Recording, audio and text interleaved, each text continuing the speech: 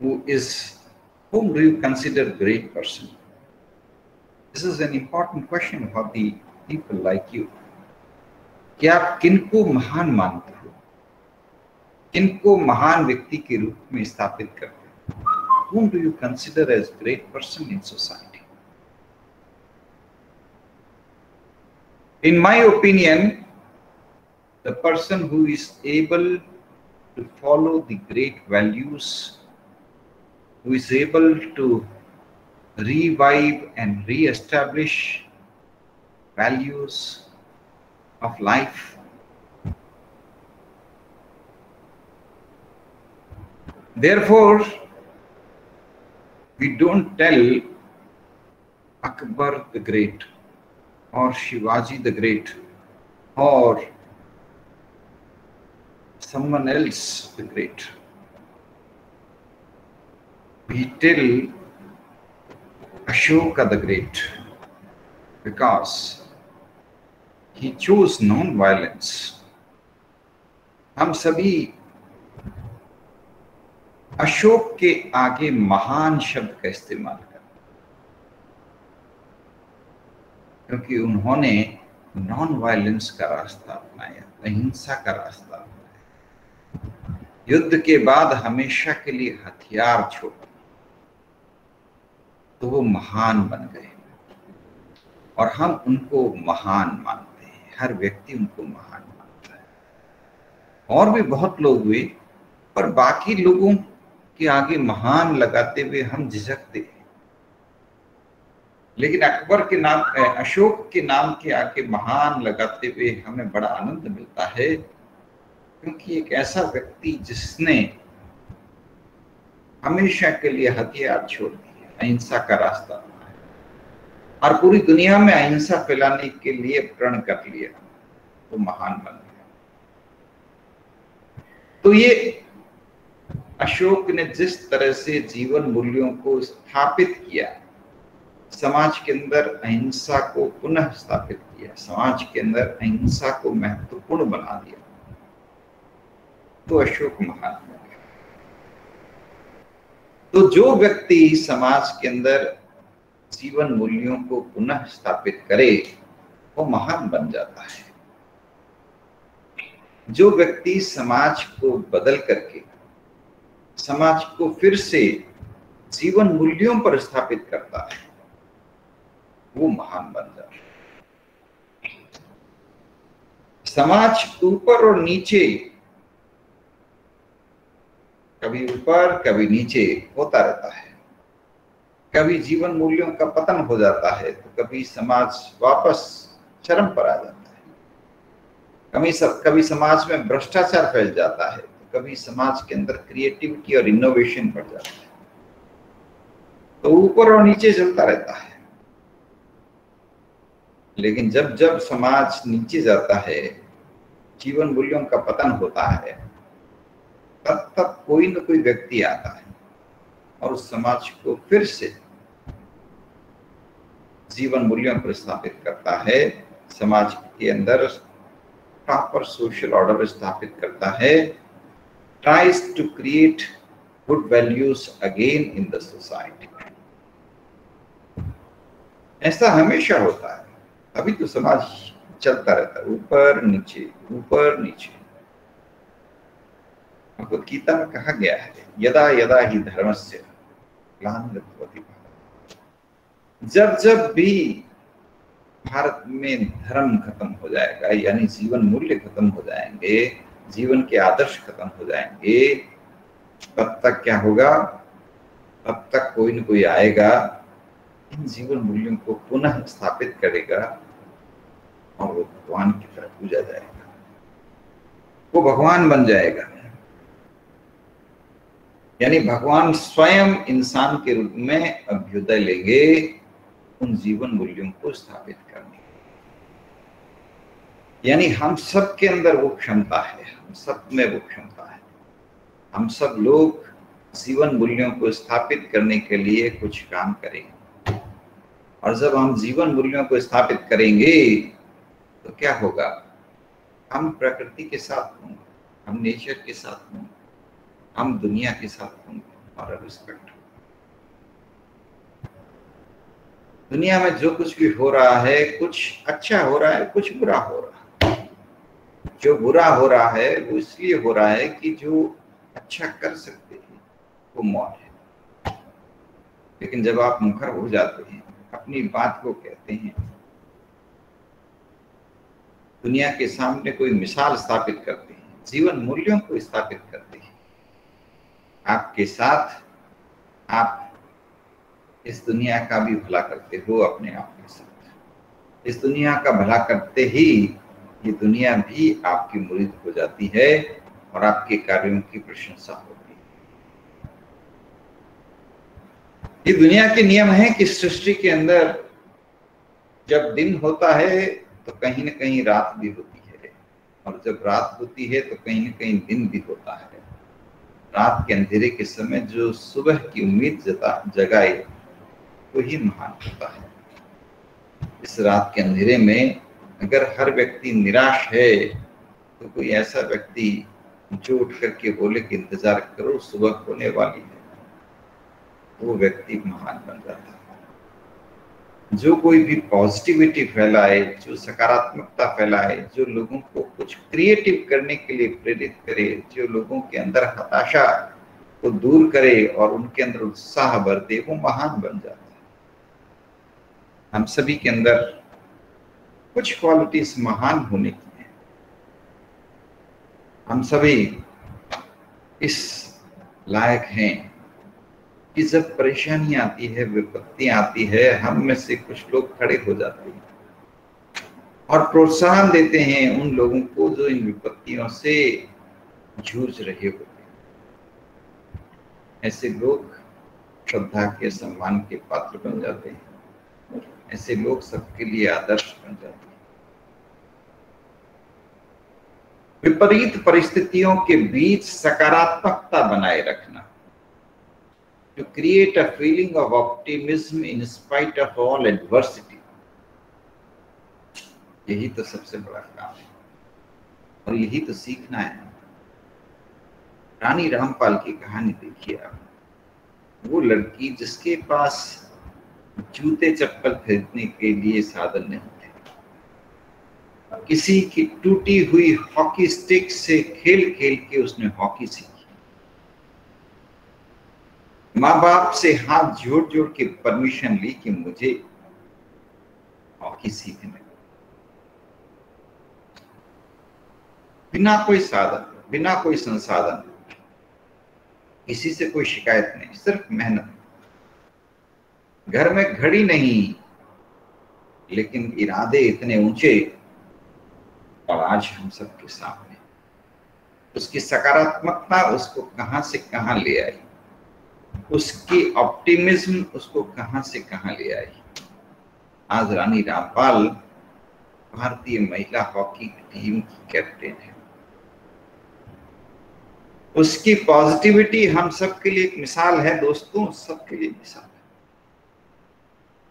आपको देखना है तो जगदीश भाई पटेल की तरफ देखो। व्यक्ति वो देख नहीं सकता, चल नहीं सकता, आधे शरीर में लकवा, आंखों से अंधे, लेकिन उस व्यक्ति की तमन्ना थी, जुनून था, इच्छा थी, चाह थी, रास्ता अपने आप बना लिया और हजारों हजारों अंधे लोगों को अपने रास्ते, अपने पांव पे खड़ा करके दिखा दिया। जहां पर भी उनको अंधे मिले उनको बुलाया, सक्षम बनाया, ट्रेनिंग दी, अपने पांव पे खड़ा करके दिखा। इसे कहते हैं जुनून। जहां व्यक्ति जमाने को बदल के रख दे, जमाने को नई दिशा दिखा दे, भयंकर परेशानियां, भयंकर मुसीबतें, भयंकर दिक्कतें, लेकिन फिर भी हंसता मुस्कुराता रहे। आप मानिए न माने, एक दिन पूरा जमाना नतमस्तक हो जाएगा। एक दिन पूरा जमाना उस व्यक्ति का नतमस्तक हो। तो आप बात करिए तो जगदीश भाई पटेल की बात करिए, आप बात करिए तो रानी रामपाल की बात करिए, आप बात करिए तो फॉरेस्ट मैन ऑफ इंडिया की बात करिए, जिसने अपने ही दम के ऊपर, एक व्यक्ति ने सिंगल हैंडेडली पूरा का पूरा एक जंगल खड़ा कर दिया। सरकारें जंगल उखाड़ती रही, पेड़ काटती रही, एक अकेला बंदा पेड़ लगाता रहा, पूरा का पूरा जंगल खड़ा करके रखा। एक से एक महान लोग हुए हैं, समय को चुनौती दी, परिस्थितियों को चुनौती दी, सरकारों को चुनौती दी और पूरी तरह से जमाने को बदल के रख दिया। दोस्तों, पूरी तरह से जमाने को बदल के रख दिया। अगर जिक्र ना करें उस महिला के बारे में जिसने अकेले 80,000 बरगद के पेड़ लगा दिए, तो फिर क्या जिक्र किया। अगर जिक्र ही करना है तो जिक्र करो दशरथ मांझी की। अकेले अपने दम पर पूरे के पूरे पहाड़ को खोद करके उसमें से रास्ता निकाल दिया। जिद की बात कर रहे हो तो ऐसे लोगों की बात करो। जिद की बात कर रहे हो तो निर्मल बरड़िया जैसे लोगों की बात करो। अपने दम पर 15 लाख पेड़ लगाते हैं सालाना, 15 लाख पेड़। लोगों की भीड़ जुटा लेते हैं, हर व्यक्ति लग जाते हैं पेड़ लगाने। रेगिस्तान को हरा भरा करके दिखाते हैं। नागौर में एक शख्स है, सिर्फ 1 लीटर पानी इस्तेमाल करता है और पेड़ लगा देता है। अब तक 1 लाख से ऊपर पेड़ लगा चुका है। जिद और जुनून व्यक्ति से क्या क्या नहीं करवा देती। इंसान वो काम कर देता है जो ईश्वर भी देखे तो हैरान रह जाता है कि वाह, ऐसे व्यक्ति हैं इस धरती पर, इतना बड़ा काम कर रहे हैं, इस तरह से कमाल कर रहे हैं,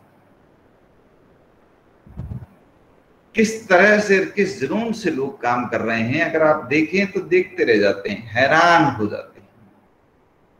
एजुकेशन फैलाने की जुनून होती है तो सलमान खान जैसे, फिल्म स्टार सलमान खान की बात नहीं कर रहा मैं, उस सलमान खान की बात कर रहा हूं जो शिक्षा को फैलाने के लिए ऑनलाइन एजुकेशन चलाता है। तो जहां जुनून, जहां चाह, जहां राह, आपने प्रयास करना है, आप करके दिखाते हैं। आपने अच्छा काम किया, जमाना आपके साथ। शुरुआत एक करता है, अगले पल 2 होते हैं और फिर पूरा का पूरा जमाना आपके साथ होता है। और आप कोई ऐसा काम करते हो, you create a new chapter of life, you bring a new revolution to the world, you bring a new idea to the world.